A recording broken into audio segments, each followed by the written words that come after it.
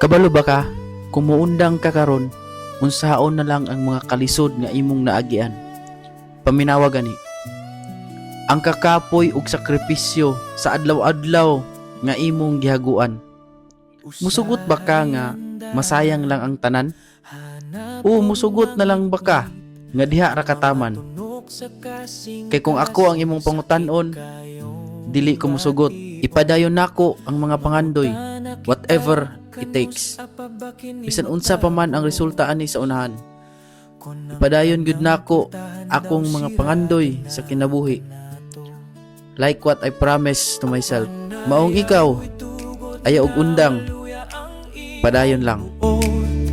Ayaw itugot nga ang kangit-ngit, maoy mo kupot sa imong kamot.